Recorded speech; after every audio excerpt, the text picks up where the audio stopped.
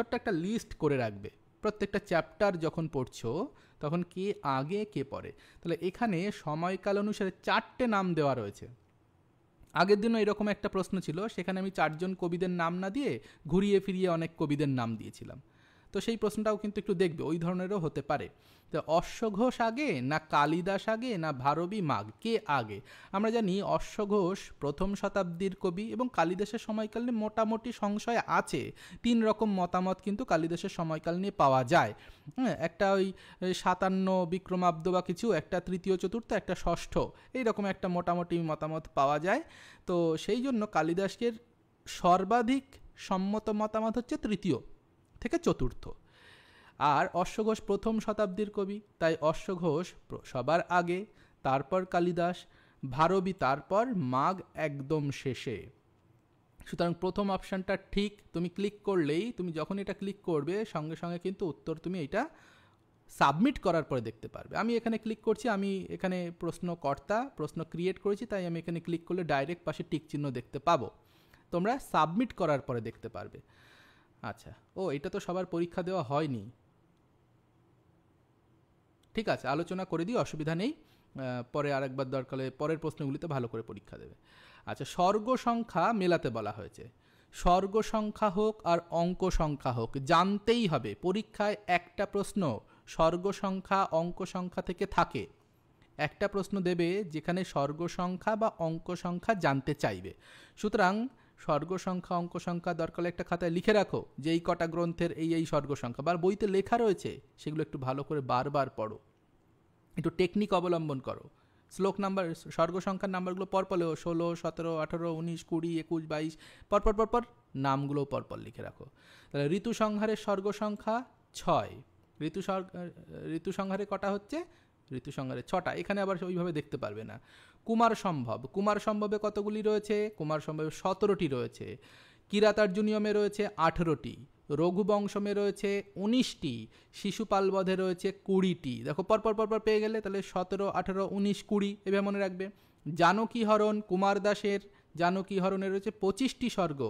রাবণ বধ কাব্যে কতগুলি রয়েছে? রাবণ বধ কাব্যে 22টি স্বর্গ রয়েছে।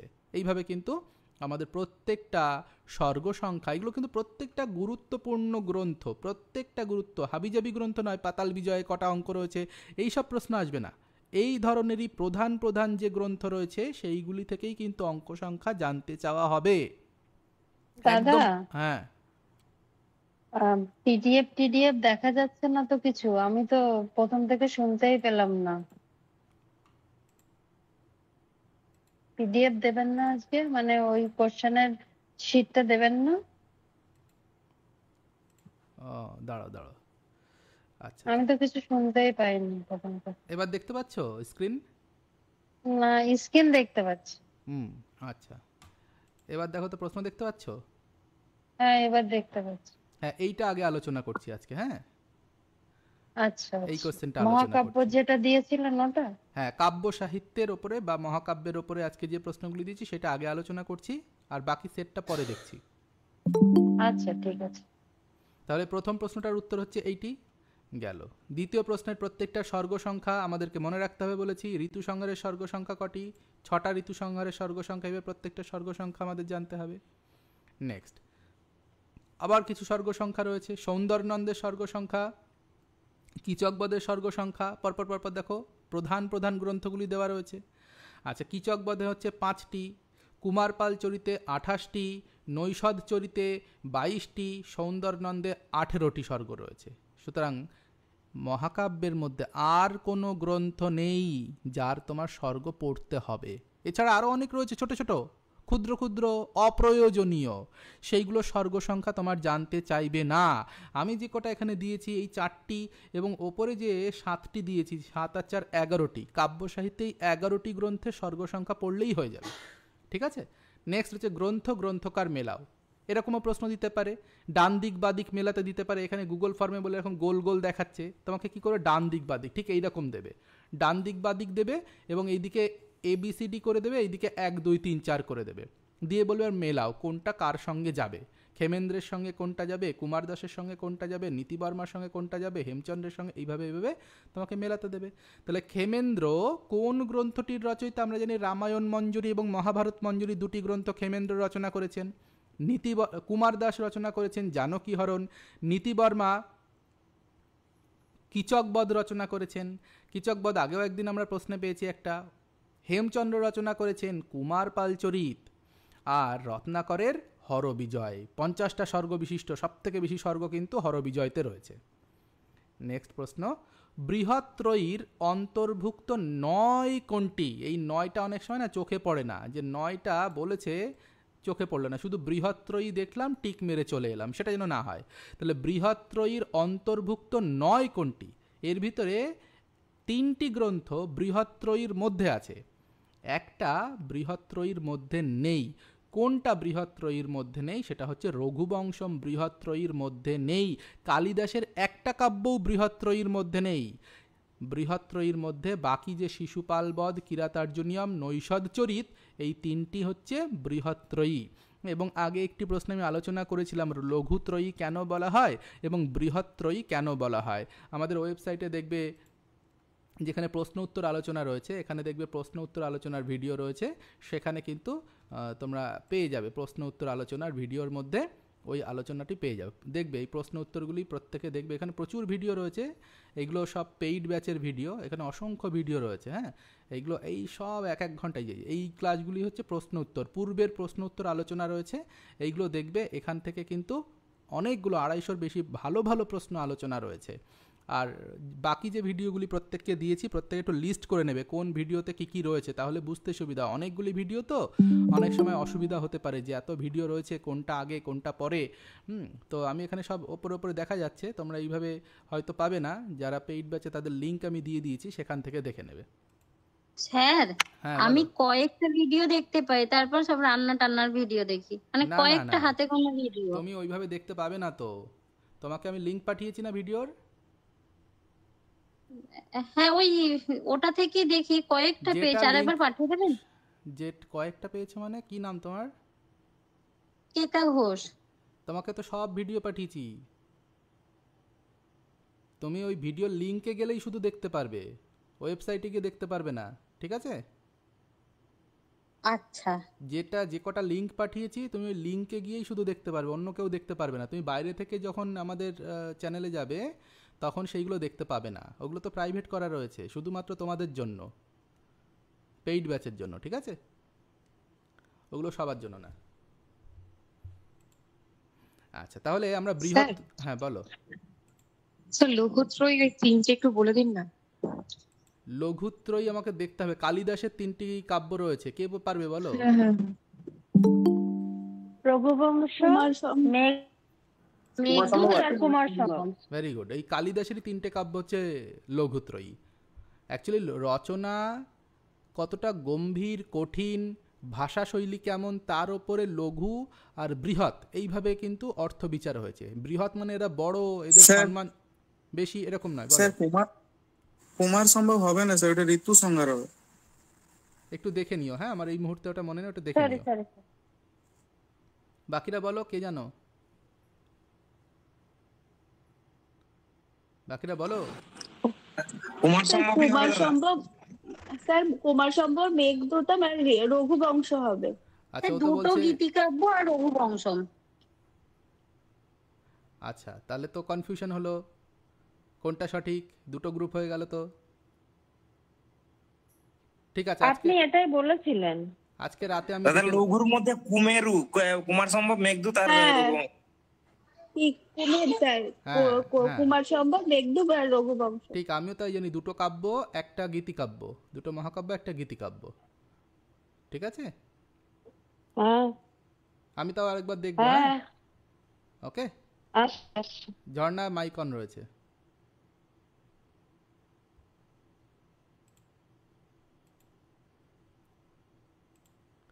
আচ্ছা, নেক্সট প্রশ্ন দেখো, কাব্যকার শ্রীহর্ষের মাতার নাম কি? কি করেছো? মামল্ল দেবী স্যার। মামল্ল দেবী। মামল্ল দেবী, ভেরি গুড। আচ্ছা, নৈষধচরিতের নায়ক কে? কোনটা হবে বলো তো?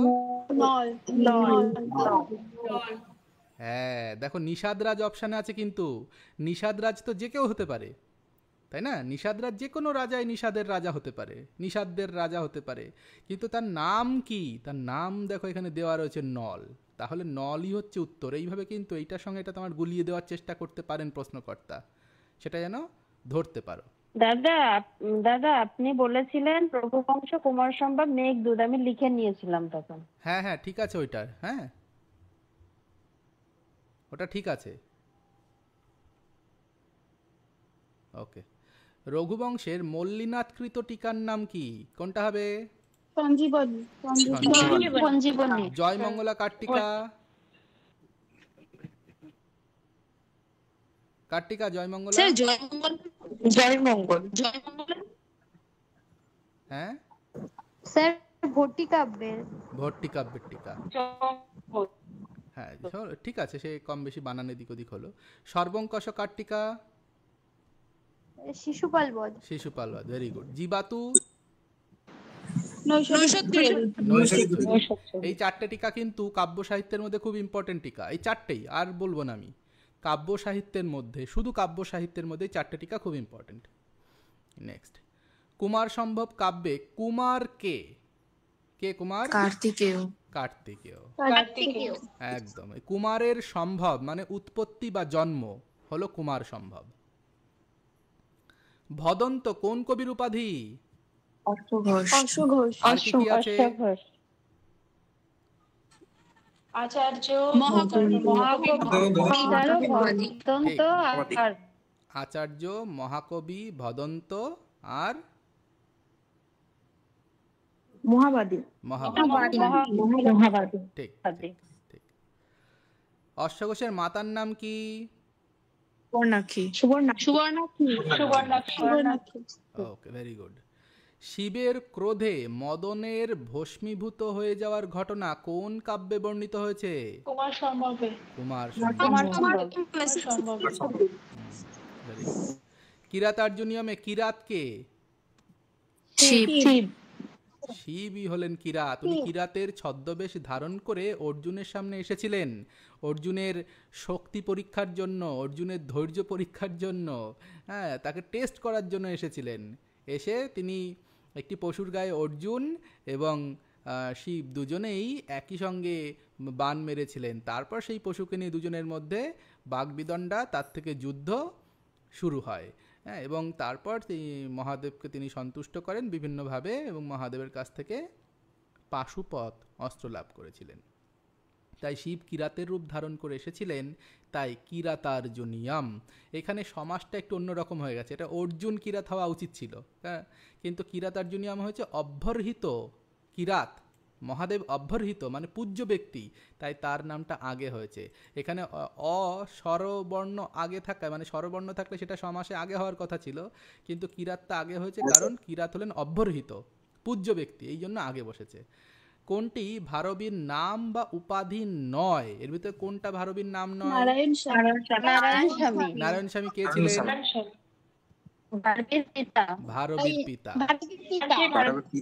ঠিক। বাকি কিন্তু ছত্র ভারবী, হ্যাঁ, আতপত্র, এটা অতপত্র না, এটা আতপত্র ভারবী হবে, এটা আতপত্র ভারবী। দাঁড়াও,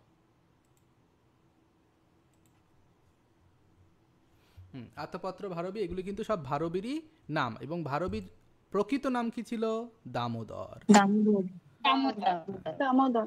নারিকেল ফল সম্মিতম বচ ভারবে সপদিতাদ বিভজ্যতে, এরকম একটি বিশেষ উক্তি পাওয়া যায় ভারবীর সম্পর্কে, অর্থাৎ ভারবীর কাব্য হলো নারকেল। হ্যাঁ ঠিক ঠিক, ভারবীর কাব্য হচ্ছে নারকেল ফল সম্মিত, নারকেল ফলের মতো।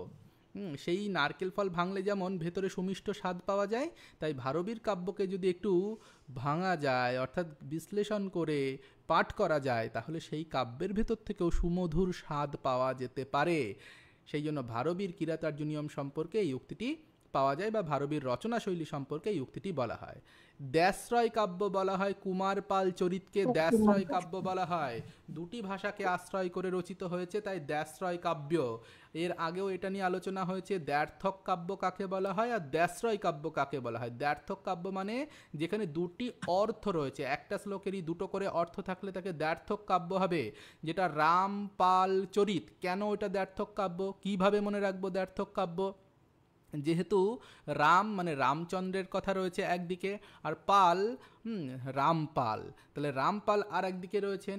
একটা শ্লোকে একবার মানে হবে রামচন্দ্র সম্পর্কে, সেই শ্লোকেরই আর একবার যদি মানে করা হয়, অর্থ করা হয়, রামপাল সম্পর্কে অর্থ বেরিয়ে আসবে। অর্থাৎ একটা শ্লোক থেকেই দুজনের স্তুতি আমরা পাবো, দুরকম অর্থ পাবো, সেই জন্য সেটা দ্ব্যর্থক কাব্য। তাহলে দ্ব্যর্থক কাব্যে কার কার স্তুতি রয়েছে, কার কার প্রশংসা রয়েছে, কার সম্পর্কে বলা হয়েছে? রামচন্দ্র সম্পর্কে, রামপাল সম্পর্কে, দুটো রয়েছে। তাহলে রামচন্দ্রের নাম রয়েছে মানে রামচন্দ্রকে প্রশংসা করা হয়েছে। আর কুমারপাল চরিতে কুমারপাল সম্পর্কে আলোচনা রয়েছে, তার বংশ, তার কার্যপ্রণালী সম্পর্কে আলোচনা রয়েছে। এখানে দুটো ভাষার আশ্রয় নেওয়া আছে, সংস্কৃত ভাষা আর একটা প্রাকৃত ভাষা। কটা কটা ভাগ রয়েছে? প্রাকৃত কোনগুলি, কোন স্বর্গগুলি প্রাকৃত? 20টা সংস্কৃত আর 20টা 8টা কুড়ি আর প্রাকৃতে। সংস্কৃত ঠিক, আছে এটা নিয়ে কিন্তু কোনো কনফিউশন নেই। এটা প্রথম 20টা হচ্ছে সংস্কৃত ভাষায় লেখা এবং শেষ 8টি হচ্ছে প্রাকৃত ভাষায় লেখা। এবার কোনো কোনো বইতে 10 দেওয়া রয়েছে, প্রথম 10টা, যেটা ধীরেন্দ্রনাথেই দেওয়া রয়েছে, এবং সেটা নিয়ে আমরা বেশ খানিকটা আলোচনা করেছিলাম যে ওটা প্রিন্টিং মিস্টেক হয়েছে। হ্যাঁ, ওটা 20 লিখতে গিয়ে 10 লিখে ফেলেছেন, এবং পরে সেটা দেখে বোঝা যাচ্ছে যে ওটা প্রিন্টিং মিস্টেক। হ্যাঁ, ওটা নিয়ে কিন্তু ধীরেন্দ্রনাথে লেখা রয়েছে বলে বলবে না যে ধীরেন্দ্রনাথে তো 10 লেখা রয়েছে, তা নয়, এটা 20-8 এরকম হবে। ব্যাখ্যা গম্যমিদম কাব্যম সুধিয়াম অলম, এটা ভট্টিকাব্য সম্পর্কে বলা হয়। অর্থগৌরব কোন কবির রচনার বৈশিষ্ট্য? অর্থগৌরব ভারবের অর্থগৌরবম, ভারবীর সম্পর্কে বলা হয়। বুদ্ধচরিতে বুদ্ধের স্ত্রীর নাম হচ্ছে যশোধরা। পদলালিত্য কোন কবির রচনার বিশেষ বৈশিষ্ট্য? পদলালিত্য দণ্ডিনাহ পদলালিত্যম এরকম পাওয়া যায়, কিন্তু আমাদের অপশানে যেহেতু দণ্ডি নেই তাই নৈষধে, এখানে তো অপশানই নেই, এখানে অপশান নেই। হ্যাঁ হ্যাঁ, দেখো শোনো, মাঘে শোনো, আমাকে বলতে দাও, সবাই বললে হবে না। নৈষধে পদলালিত্যম, নৈষধ চরিত কার লেখা? শ্রীহর্ষের লেখা, তাই শ্রীহর্ষের নামেও পদলালিত্য পাওয়া যায়, শ্লোকে পাওয়া যায়, নৈষধে পদলালিত্যম এরকম পাওয়া যায়। ঠিক আছে, সুতরাং মাঘে সন্তি ত্রয় গুণা, তো মাঘের 3টি গুণই আছে, তার মানে কি মাঘের সবকটা গুণই রয়েছে, এটা স্পেশাল কিছু নয়। কিন্তু ভারবীর একটা স্পেশাল অর্থগৌরব, শুধু মানে অর্থগৌরবের জন্যই তিনি প্রসিদ্ধ, বা অন্যান্য রচনা শৈলীও তার মধ্যে রয়েছে, কিন্তু অর্থগৌরবে তার আশেপাশে আর কেউ নেই, ব্যাপারটা এরকম। এবং দণ্ডিত যে পদের লালিমা রয়েছে, পদলালিত্য রয়েছে, সেটা দণ্ডিতার জন্য বিখ্যাত, কিন্তু কেউ কেউ বলেন নৈষধে পদলালিত্যম। হ্যাঁ, নৈষধ চরিত পদলালিত্য কিন্তু প্রসিদ্ধ। সুতরাং যখন অপশানে নৈষধ চরিত রয়েছে, ভট্টি ইসের পরিবর্তে, দণ্ডির পরিবর্তে, তখন নৈষধ চরিত দেওয়া যাবে বা শ্রীহর্ষ দেওয়া যাবে। ঠিক আছে, মাঘ রয়েছে, মাঘে তো 3টে গুণই থাকে, মাঘ অপশানে হতে পারে, কিন্তু অধিক প্রসিদ্ধ দেখা গেলো বললো ভারবের অর্থগৌরবম, যেটা আমরা আগেটাই বললাম যে অর্থগৌরবের জন্য কে প্রসিদ্ধ। অর্থগৌরবের জন্য সেখানে তো মাঘও ছিল, তাহলে সেখানে মাঘ কেন বললে না? মাঘে তো 3টে গুণই থাকে, বিশেষভাবে প্রসিদ্ধকে, এইটা বুঝতে হবে, তাই না? মাঘে তো সব রকম, সব কবিতেই অর্থগৌরব রয়েছে, কালিদাসের কি অর্থগৌরব নেই? কালিদাসেরও রয়েছে, কিন্তু তিনি উপমার জন্য প্রসিদ্ধ, এইভাবে বুঝতে হবে। মাঘে কি অর্থগৌরব নেই? আছে, কিন্তু তিনি সবকটা গুণে স্পেশালিস্ট। কিন্তু শ্রীহর্ষ, ভারবী এরা স্পেশাল একটা গুণের জন্য পণ্ডিতেরা তাকে বিশেষ উপাধি দিয়েছে, সেইটাই তোমাকে জানতে চাওয়া হয়েছে। নেক্সট, আগে আমি উত্তরগুলো বলে নিই, ঠিক আছে, তারপর প্রশ্ন থাকলে বলবে। শ্রীকাব্য কোনটি? হ্যাঁ, শ্রীকাব্য মানে শ্রী দিয়ে শুরু হয়েছে যে কাব্য তাকে শ্রীকাব্য বলা হয়। কিরাতার্জুনীয়ম শুরু হয়েছে শ্রী দিয়ে, শ্রিয়ঃ কুরুনাম অধিপস্য পালনিং, এইভাবে শ্রী দিয়ে কিন্তু শুরু হয়েছে, তাই কিরাতার্জুনীয়ম কিন্তু শ্রীকাব্যের মধ্যেই পড়বে। নৈষৎচরিত শ্রীকাব্য কিনা আমার শিওর নই আমি, নৈষৎচরিতের প্রথম শ্লোক কিন্তু শ্রী দিয়ে শুরু হয়নি, এটা একটু দেখে নেবে। কিরাতার্জুনীয়মের প্রথম শ্লোক শ্রী দিয়েই শুরু হয়েছে, আমি শ্লোকটা বলেই দিলাম, শ্রিয়ঃ কুরুনাম অধিপস্য পালনিং প্রজা সুবৃত্তিম যম অজুঙক্ত বেদিতম বর্ণিলিঙ্গে সমাজ ইত্যাদি ইত্যাদি করে যে শ্লোকটি রয়েছে সেটা শ্রী দিয়ে শুরু হয়েছে, এই জন্য কিরাতার্জুনীয়ম কিন্তু শ্রীকাব্য হিসাবে প্রসিদ্ধ। আরও একটা দুটো হয়তো আছে শ্রীকাব্য, একটু তোমরা দেখে নেবে যদি পাও। আর একটা আছে, হ্যাঁ, আর একটা আমার এই মুহূর্তে মনে পড়ছে না, কিন্তু আছে শিশুপালবৎ। শিশুপালবৎকেও কিন্তু শ্রীকাব্য বলা হয়। ভেরি গুড, শিশুপালবৎকেও শ্রীকাব্য বলা হয়।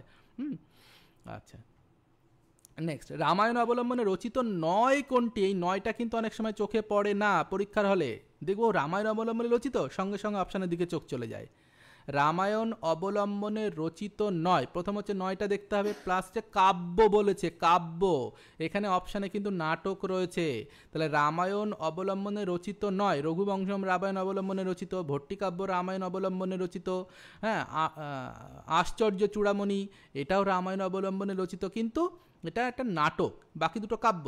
তাহলে এখানে নৈষদ চরিত একটা কাব্য, এবং নৈষদ চরিত হচ্ছে নল দময়ন্তী উপাখ্যান নিয়ে রচিত, এটা মহাভারত অবলম্বনে রচিত, এটা রামায়ণ অবলম্বনে রচিত নাটক নয়। ফলে পরীক্ষায় প্রশ্ন রামায়ণ অবলম্বনে রচিত নাটক, মহাভারত অবলম্বনে রচিত নাটক কিন্তু আসতেই পারে, বা উৎস জিজ্ঞাসা করতে পারে। আচ্ছা, তাহলে কি প্রশ্ন কি শেষ হয়ে গেল নাকি?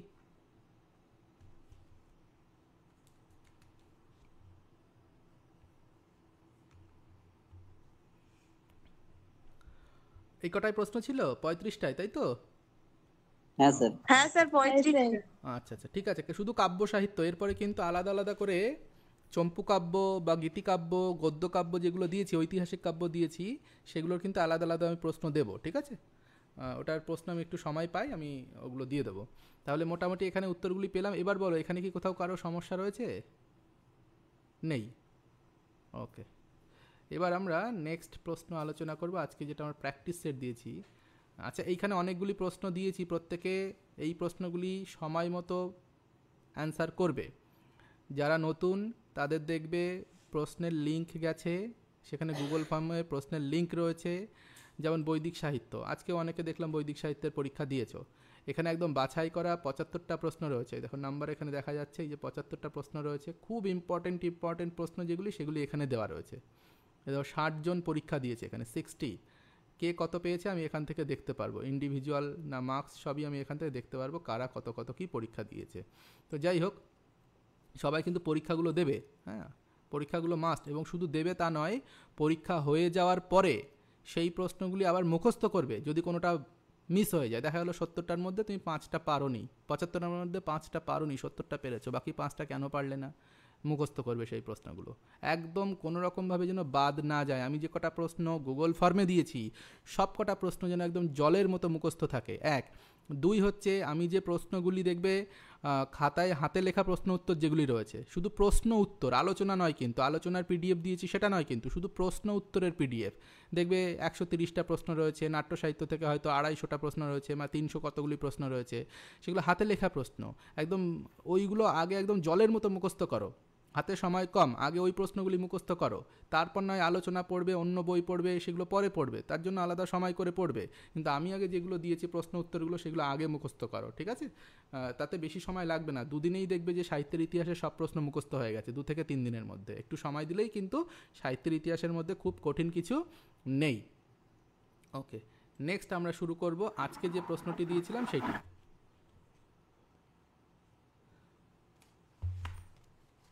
আজকে পিডিএফ আকারে যে প্রশ্নটি দিয়েছিলাম, সেই প্রশ্নটা একটু আলোচনা করে নিই আমরা। আচ্ছা, দেখা যাচ্ছে তো স্ক্রিনে? হ্যাঁ স্যার।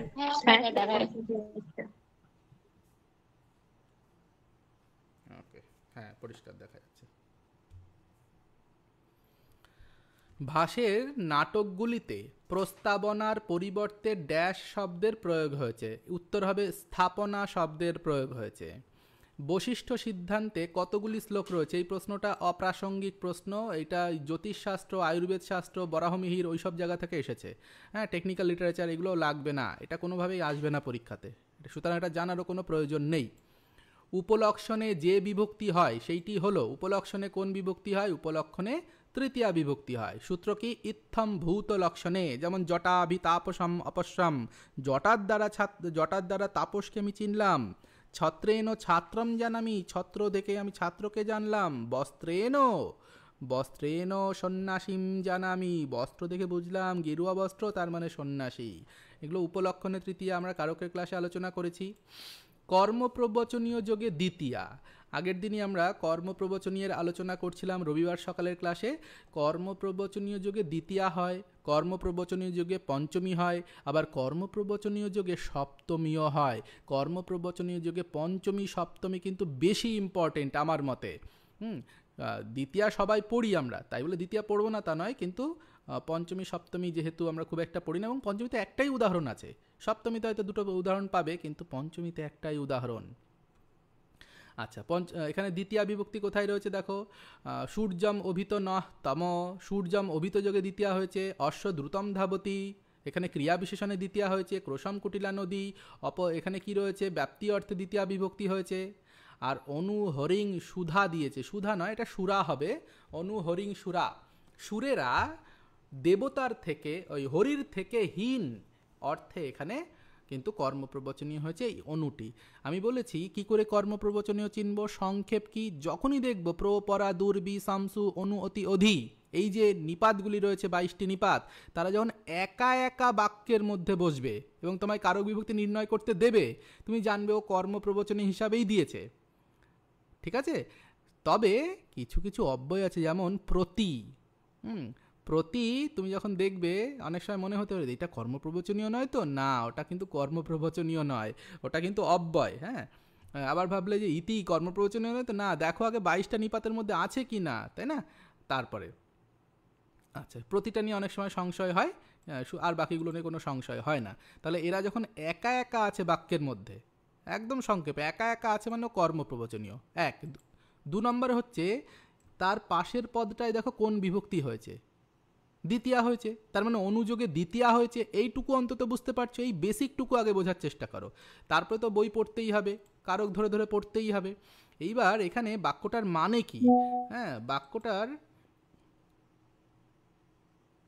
হ্যাঁ ঠিক আছে, শিশুপাল বদের সঙ্গে গুলিয়ে ফেলেছ, অসুবিধা নেই, ভুল হতেই পারে, ভুলটা শুধরে নেওয়াটাই আমাদের কাজ। এখনও অনেক সময় রয়েছে, আমরা যত পারবো আমাদের ভুলগুলো শুধরে নেব, এখন সেটাই আমাদের প্রধান কাজ। অনু হরিং সুরা, সুরেরা দেবতারা, এটা সুধা নয়, সুরেরা হরির থেকে হীন, মানে হরির থেকে নিম্ন স্তরের, মানে তার ক্ষমতায় সমস্ত কিছুর থেকে, সমস্ত কিছুর দিক থেকে হরির থেকে তারা নিচুতে রয়েছে, হীন অর্থে। তাহলে এখানে অনুটা কি অর্থে কর্মপ্রবচনীয় হয়েছে? অনু হীন অর্থে কর্মপ্রবচনীয় হয়েছে। জ্যোতিষকে বেদের কোন অঙ্গের সাথে তুলনা করা হয়েছে? জ্যোতিষাম চক্ষু, চক্ষুর সঙ্গে তুলনা করা হয়েছে। মহর্ষি পরাশর রচিত গ্রন্থের নাম কি? এটা কোনোভাবেই লাগবে না, পরাশর সংহিতা, পরাশর হৌর সংহিতা, এইসবগুলো টেকনিক্যাল লিটারেচার থেকে দিয়েছে, এগুলো লাগবে না, এগুলো সিলেবাসে নেই। এই দুটো প্রশ্ন কিন্তু সিলেবাসে নেই, বাইরে থেকে দিয়েছে এই কোশ্চেন সেটটাতে। এটা আমার হাতে বানানো প্রশ্ন সেট নয়। হ্যাঁ, এরপরে আমাদের সিলেবাস যেই শেষ হয়ে যাবে, আশা করি 15-16 তারিখের পর থেকে আমি নিজের হাতে বানানো প্রশ্ন দিয়ে কিন্তু পরীক্ষা নেব, যেটা রবিবার দিন অফলাইন ব্যাচে কিন্তু প্রশ্ন গ্রুপে দিয়েছিলাম, যেগুলো আমার নিজে বলা প্রশ্ন। তো নিজে বলা প্রশ্ন, নিজে তৈরি করা প্রশ্ন এর থেকে অনেক অনেক ভালো হবে। যেটা তোমরা দেখেছো অনলাইনে যে প্রশ্নগুলো আমি গুগল মিটে দিয়েছি, গুগল ফর্মের মাধ্যমে দিয়েছি, সেগুলোর স্ট্যান্ডার্ড দেখে বুঝতে পেরে গেছো সেই প্রশ্নগুলো একদম বাছাই করা, নিট অ্যান্ড ক্লিন প্রশ্ন, যেগুলো পরীক্ষায় আসার মতোই প্রশ্ন। তো সেইগুলো আরও অনেক ভালো হবে, বাছাই করা হবে। আপাতত এই প্র্যাকটিস সেটগুলি আমরা করি। পৃথিবীতে এটাও খুব বাজে প্রশ্ন, এটাও সিলেবাসের প্রশ্ন নয়, যদিও আর্যভট্ট উত্তর হবে। আচ্ছা, চারুদত্তম কি প্রকার রূপক? চারুদত্ত অসমাপ্ত প্রকরণ, অসমাপ্ত প্রকরণ। আচ্ছা, কুমার সম্ভবে কুমারকে, দেখো এই প্রশ্নটা আবার এখানেও রিপিট হয়েছে, আমারটাই প্রশ্ন রয়েছে এবং এটাতেও কিন্তু রয়েছে। কুমার সম্ভবে এখানে কার্তিক বলেছে, বা কার্তিক বা কার্তিকেয়, একই উত্তর। আবন্তিকাকে, আবন্তিকা হলেন বাসব দত্তা। স্বপ্ন বাসব দত্তম নাটকে যখন যৌগন্ধরায়ণ রটনা করলেন যে বাসব দত্তা অগ্নিতে ভস্মীভূতা হয়েছেন। এবং তিনি কি করলেন, বাসব দত্তাকে ছদ্মবেশ ধারণ করিয়ে তিনি নিয়ে গেলেন অন্য একটা জায়গাতে। তখন বাসব দত্তা তিনি নাম রাখলেন আবন্তিকা, নট অবন্তিকা। হ্যাঁ, এটা আবন্তিকা হবে, অবন্তিকা নয়, কিন্তু প্রশ্নে অবন্তিকা আছে, ওটা আবন্তিকা হবে। বাসব দত্তার পিতাকে মহাসেন, এই মহাসেনই কিন্তু যৌগন্ধরায়ণকে হাতিবনে প্রবেশ করিয়ে তাকে ছলনার করে পাকড়াও করেছিলেন এবং নিজের কারাগারে অবরুদ্ধ রেখেছিলেন। পরে নিজের ছেলে হিসাবে খুব লালন পালন করেছিলেন, জামাই আদর করেছিলেন, সে অনেক কাহিনী সেগুলো। আচ্ছা, কর্ণভারম, এখানে ভার শব্দের অর্থ হচ্ছে গৌরব, কর্ণের গৌরব কাহিনী। কর্ণের ভার মানে হচ্ছে কর্ণের গৌরব। স্বপ্ন বাসব দত্তম নাটকের উৎস কি? বৃহৎ কথা। উদয়ন বাসব দত্তা কাহিনী মানেই হচ্ছে বৃহৎ কথা। অভিজ্ঞান শকুন্তলম নাটকের বিদূষক সকলেই জানো মাধব্য, মধুমাস থেকে হয়েছে মাধব্য। কর্ণভারম ব্যয়োগের মুখ্য রস কি? কর্ণভার বীর রসাত্মক। রামায়ণের কাহিনী অবলম্বনে ভাস রচিত নাটক কোনটি? রামায়ণের কাহিনী অবলম্বনে ভাস রচিত নাটক বলা হয়েছে এবং রামায়ণ অবলম্বনে বলা হয়েছে। রামায়ণ অবলম্বনে কোনটা? প্রতিমা নাটক এবং অভিষেক নাটক। এখানে শুধু এই একটাই অপশান থাকবে, প্রতিমা নাটক। এই দুটোই হচ্ছে রামায়ণ অবলম্বনে রচিত। অভিষেক নাটকের নায়ক কে? রামচন্দ্রই এখানে অভিষেক নাটকের নায়ক, অন্য কেউ নয়। উদয়নের দ্বিতীয় পত্নীর, আচ্ছা রামায়ণের আমি যে নোট দিয়েছি সেখানে দেখবে অভিষেক নাটকে কার কার অভিষেক হয়েছিল সেই সম্পর্কে কিন্তু দেওয়া রয়েছে। হ্যাঁ, একাধিক ব্যক্তির অভিষেক হয়েছিল সেই সম্পর্কে আলোচনামূলক নোটে কিন্তু পেয়ে যাবে। উদয়নের দ্বিতীয় পত্নীর নাম কি? আলোচনামূলক নোটটা কিন্তু পরে পড়বে, আগে পড়বে না। ওইটা আগে প্রশ্ন উত্তরগুলি পড়ো, প্রশ্ন উত্তরগুলি শেষ করো, একটা কনফিডেন্স তৈরি করো, না আমি মোটামুটি 100-200 প্রশ্ন উত্তর পড়ে ফেলেছি রামায়ণ থেকে। হ্যাঁ, এটা খুব ইম্পর্টেন্ট প্রশ্ন। এইবার আমি বাকি প্রশ্নগুলি পড়ার জন্য আলোচনাগুলি দেখব, যেটা 2 নম্বর 3 নম্বরের প্রশ্ন করে একটু আলোচনা পয়েন্ট পয়েন্ট করে করা হচ্ছে, ওটা একটু পরে পড়বে। আচ্ছা, উদয়নের দ্বিতীয় পত্নীর নাম হচ্ছে পদ্মাবতী, দর্শকের ভগিনী ছিলেন, মগধরাজ দর্শকের ভগিনী।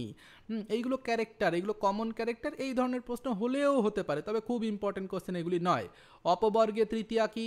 সকলেই জানো অপবর্গে তৃতীয়া মানে যদি ফলপ্রাপ্তি বোঝায় এবং কালবাচক শব্দ থাকে তাহলে আমরা তাতে তৃতীয়া বিভক্তি করতে পারি, কিন্তু তৃতীয়া বিভক্তি করলে এখানে পঠতি থাকবে না, এখানে পঠতি স্ম থাকবে।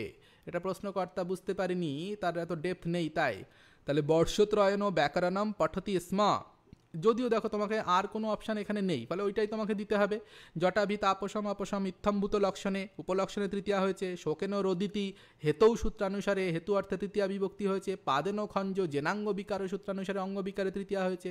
আর বর্ষত্রয়ণ ব্যাকরণম পঠতি মানে 1 বছর ধরে 3 বছর ধরে ব্যাকরণ পড়ছে, কিন্তু পড়ছে কথাটা বললে তো হবে না, এখানে একটা স্ম দিতে হবে বা অপঠত দিতে হবে বা পঠিত বান দিতে হবে, মানে অতীতকাল বোঝাতে হবে। তাহলে মানে হবে যে 1 বছর ধরে সে ব্যাকরণ পড়েছে বা পড়েছিল, কাজটা হয়ে গেছে, এইরকম অর্থ বোঝাবে। অপবর্গ ফলপ্রাপ্তি বোঝাবে।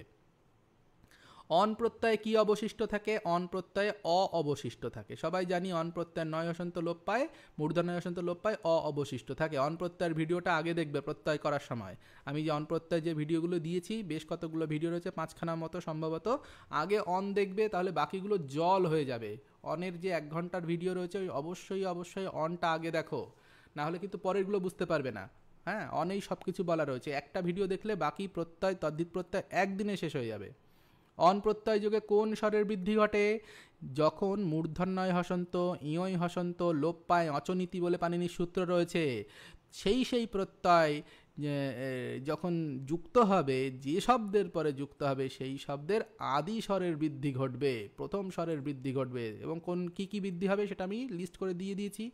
লক্ষ্মীর অস্তি যস্য স, লক্ষ্মী আছে যার, তাহলে অস্তি অর্থে, আর তদস্য অস্তি তদস্মিন অস্তি, এই দুটি অর্থে মতু প্রত্যয় হয়। আমরা জানি মতুবাদয় প্রত্যয় হয়, মতুবাদী প্রত্যয় হয়। আমরা মতুপের ভিডিও দিয়েছি, দেখবে। মতুপ খুব ইম্পর্টেন্ট, একটা প্রশ্ন আসবে মতুপ থেকে, মাস্ট বি আসবে। মতুপ ছাড়া কোনো পরীক্ষায় প্রশ্ন হতোই না আগে এসএসসিতে, মতুপ থাকতোই। হ্যাঁ, অন্যান্য তদ্ধির দিক আর না দিক মতুপ দিত, এবং মতুপের বড় প্রশ্ন দিত, 2 নম্বরের প্রশ্ন দিত, প্রত্যয়ান্ত পদও দিত, আবার 2 নম্বরের প্রশ্নও দিত। তাহলে লক্ষ্মীর অস্তি, লক্ষ্মী আছে, তাহলে কি হবে? লক্ষ্মী বান হবে, এখানে কিন্তু মান হবে না, লক্ষ্মী বান হবে।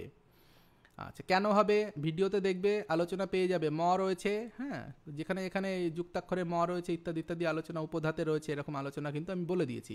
পুত্র ইব আচরতি কি হয়ে যাচ্ছে? পুত্রায়তে। কোন প্রত্যয় হয়েছে? কং প্রত্যয় কিন্তু এখানে হয়েছে। 23 নম্বর প্রশ্নে দেখবে পুত্র ইব আচরতি, এই আচরণ করা অর্থে আমরা কং প্রত্যয় করি, একদম লাস্টের দিকে কং প্রত্যয় করিয়েছি নাম ধাতুর মধ্যে, হয়ে যাবে আত্মনেপদী করে পুত্রায়তে।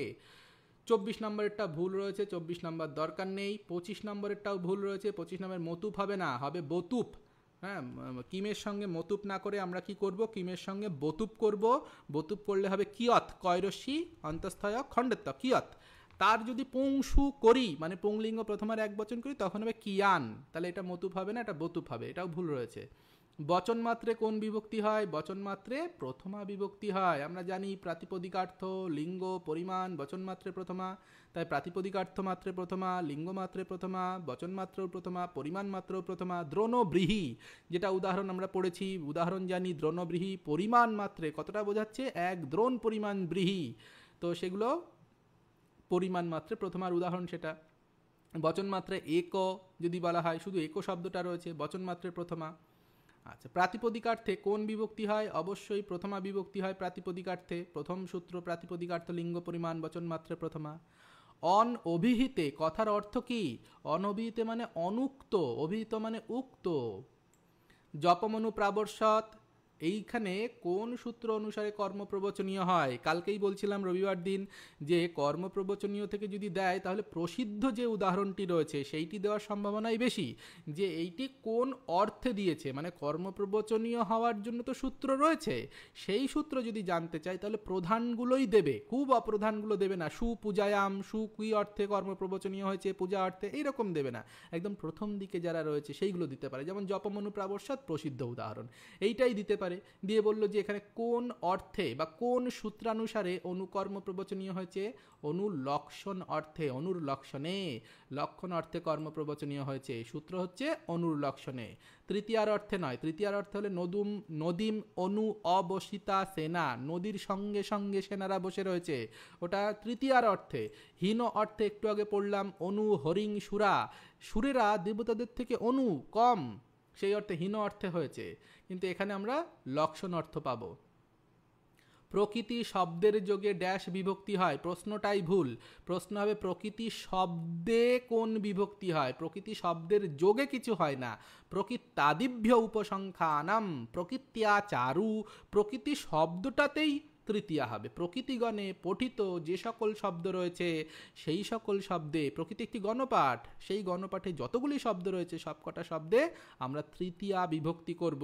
ওই শব্দের যোগে অভিতপরিত সময় নিকষার মতো অন্য একটা পদে গিয়ে তৃতীয়া হবে, দ্বিতীয় হবে, তেমন নয়, কিন্তু প্রকৃতিগণে পঠিত শব্দের নিজেদের ঘাড়েই তৃতীয়া বিভক্তি হবে।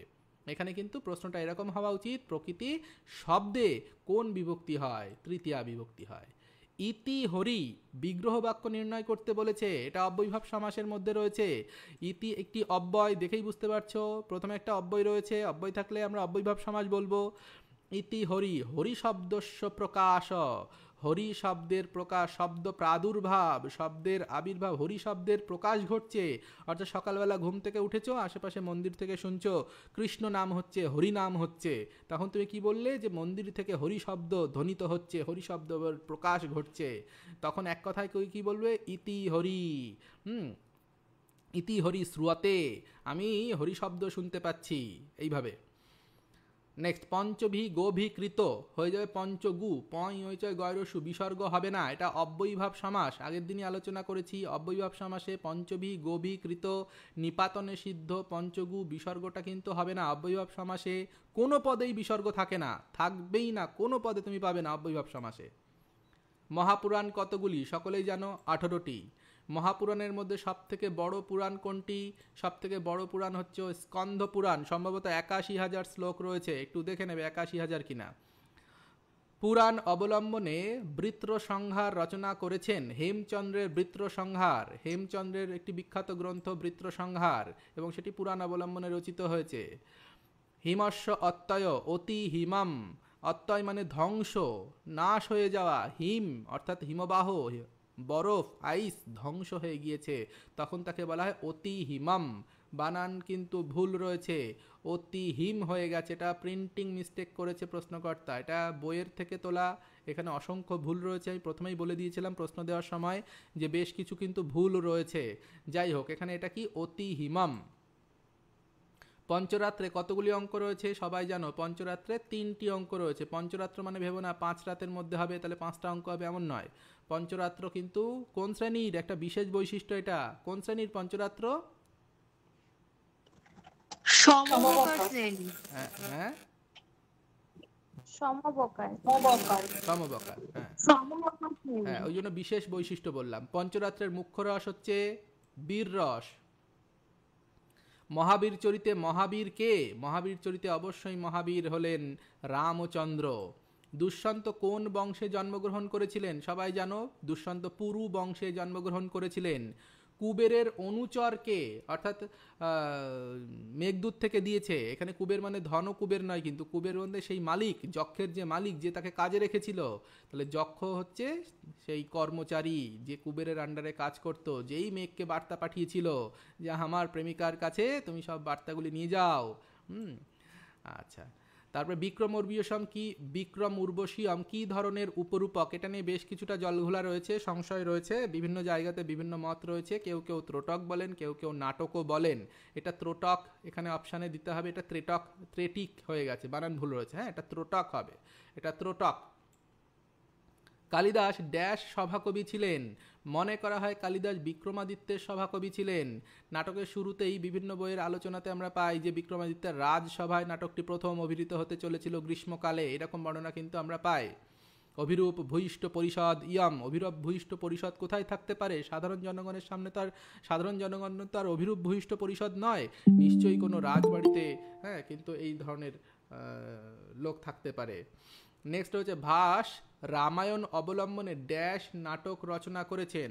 ভাস রামায়ণ অবলম্বনে মাত্র 2টো নাটক রচনা করেছেন, প্রতিমা নাটক এবং অভিষেক নাটক। মহাভারত অবলম্বনে ভাসের নাটকগুলো কিন্তু বেশি ইম্পর্টেন্ট রামায়ণ অবলম্বনের থেকে। ভাসের বিয়োগান্তক নাটক উরুভঙ্গ, হ্যাঁ, এই একটা নাটককেই বিয়োগান্তক হিসাবে কিন্তু বেশি প্রসিদ্ধি দেওয়া হয়েছে। সংস্কৃতে বিয়োগান্তক নাটক কিন্তু একদমই নেই বললেই চলে। সাত্ত্বিক পুরাণ মানে পুরনো নাটকগুলির মধ্যে বলছি, সাত্ত্বিক পুরাণ কতগুলি? সবই 6 আচ্ছা, পুরাণ লক্ষণে স্বর্গ শব্দের অর্থ কি? এটা আমি বারবার বলেছি, পুরাণের লক্ষণ থেকে একটা প্রশ্ন আসার সম্ভাবনা খুব বেশি।